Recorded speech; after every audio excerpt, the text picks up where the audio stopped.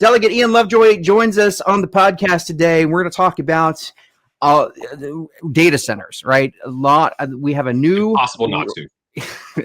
Yes, a new rate class. This story comes to us from Loudoun Now. Hannah Pamploni on November 25th. The SEC approves new Dominion rate class for data centers. Yeah. The State Corporation Commission approved Dominion Energy's creation of a new GS5 rate class for data centers and other high demand users of the 25 megawatts or more, effective January 1st, 2027. The State Corporation Commission also approved partial residential rate increases far lower than what Dominion requested. So here are the key points to this. Data centers typically request 100 megawatts to 1 gigawatt.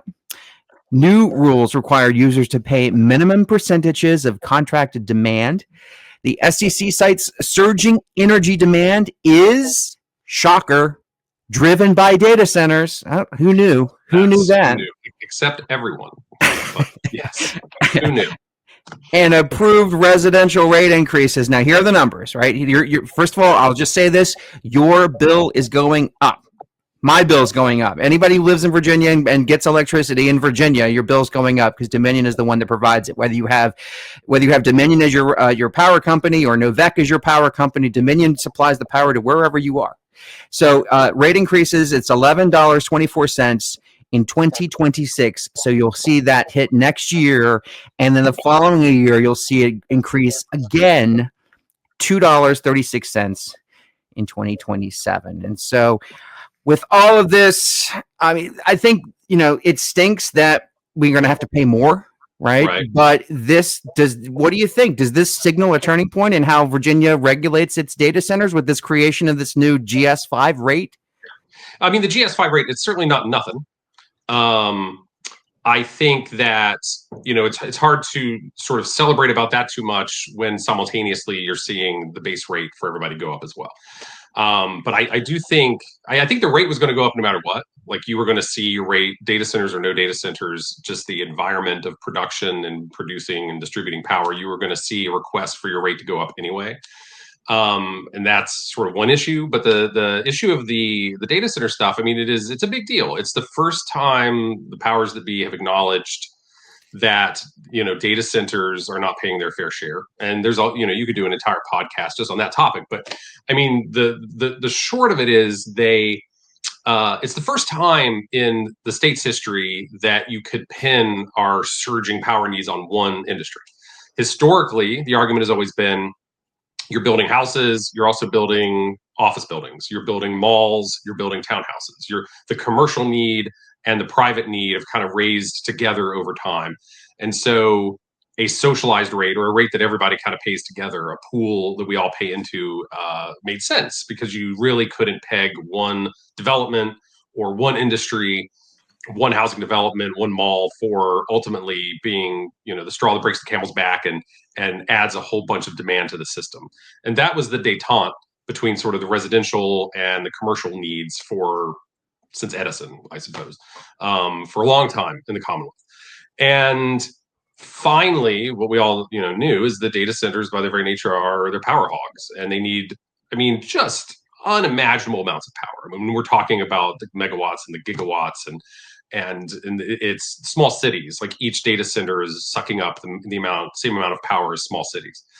And it was intuitively obvious that the rising power needs over the last 5-7 years was data center driven, but government being government, you had to prove it beyond a reasonable doubt. And so the study was done, everyone dove in, spent money, did the thing called a JLARC study, and proved conclusively what we all knew, but at least they were able to quantify it. It's definitive that power demand is being driven by data centers.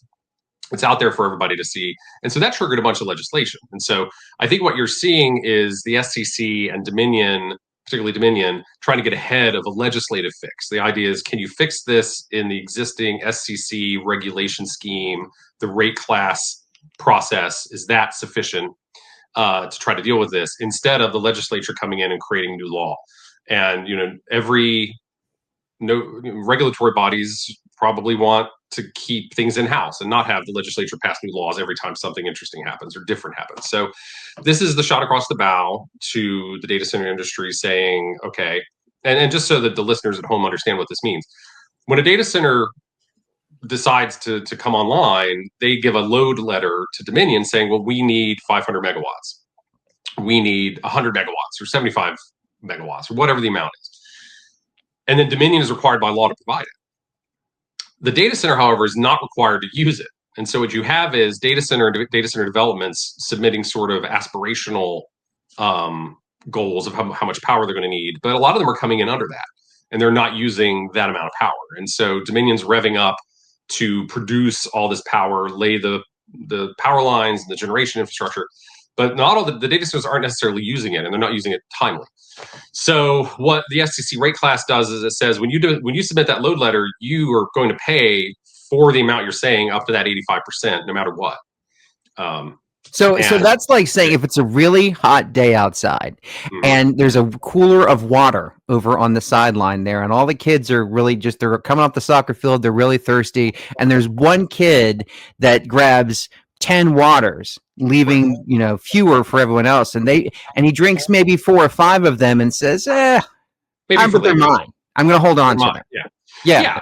So that's the system we're currently in, and I don't know that we expected the power demand to surge as much as it has, as quickly as it has. And so, as often happens, the government and the regulatory scheme is kind of dragging behind, and it's slower and slower. So this is good news.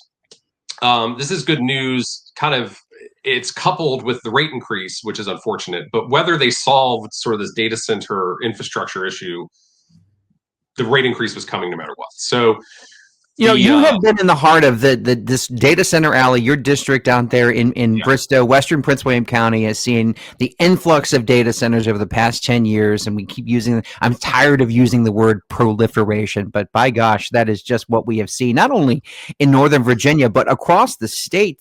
But do you think that this, you call it a shot across the bow? Do you think this may slow the pace of growth for data centers in Virginia? Do you think they may see this and say, oh, wait a minute, they're putting up some pretty tough rules on us. I don't know if we want to play in that sandbox as much as we might have about a year ago. I don't know. So I don't know where this new policy, where it's going to land in the actual finances of the data center world. It doesn't help. Certainly, I'm sure they're not happy about it. But if the big piece is going to be, they now have to also pay towards their own. If you're building a power line and it's going to a data center, the data center has to help pay for that power line more so than it has in the past. Or if you're bringing a new coal burning or gas burning or nuclear, whatever it is, power plant online to power the data centers, they now have to pay more of a share of that. That's got to trickle down to the bottom line of the data centers. But we're also talking about an industry that's paying $6, $7, $8 million an acre. So can they take a haircut off of those land acquisition costs and now pay 3, 4, 5 million and absorb the rest? And so take that out and put it towards this new energy cost. I think requiring data centers to pay for their power infrastructure certainly is a dampening effect, but is it enough to bend the arc of where the industry is trying to go? I do not know yet. It depends on what those numbers end up being. If it's hundreds of millions of dollars to a given data center complex to come online, that probably kills it. If it's tens of millions, I think they find a way to still do it. Yeah. I mean, but at least great payers aren't paying for it. Yeah, and that's always been the rub, right? Because these data centers, and people are always like, why won't they go out to the middle of nowhere in the desert or somewhere, somewhere where no one lives? Why do they want to concentrate right here in what not only just the most populous area in the state, but in the nation? Sure. And that's because there's already so much existing power infrastructure here that they can simply tap into. And it's power, high-speed internet, and water. Yeah. So you need power, you need to be able to tap into a main trunk line, and you need clean water to cool the things. And so wherever that nexus exists, you'll see data centers.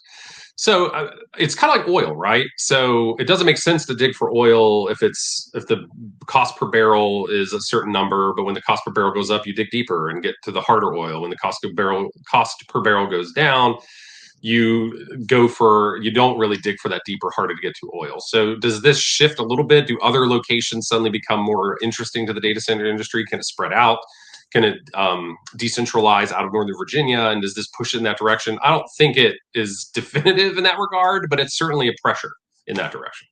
Well, if you've been following the data center story in Stafford County, we have been following it too. And tomorrow, the Stafford County Board of Supervisors will meet to talk more about data centers. They'll be looking at an exemption for 5 data center projects that would be exempt under the new, more stringent data center rules that they passed this past October 2025. And those projects are Stafford Technology Campus, Potomac Church Tech Center, Centerport Gateway, Vantage VA, and the Cranes Corner Data Center. Those 5 projects listed as potentially exempt from the new rules the board passed. And of course, we'll be following that meeting. Begins tomorrow evening at 5 p.m. We'll have coverage on PotomacLocal.com. What do you think? Do you think that this new rate class for data centers, is it going to force them to pay their own way? Are they going to have to pull up their big boy pants and start paying for their own infrastructure instead of just tapping into what we already have? Do you think they might want to locate elsewhere? If now the state is finally showing some sort of a backbone here, saying, wait a minute, we're pushing back here on the way things have always been done when it comes to data centers. What do you think? Drop your thoughts in the comments and let us know. Do you think we should have more data centers? Do you like the data centers? Do you think that they're a great opportunity, a wonderful thing to happen to us here in Virginia? Tell us your thoughts in the comments. I do read them all. I certainly appreciate you taking the time.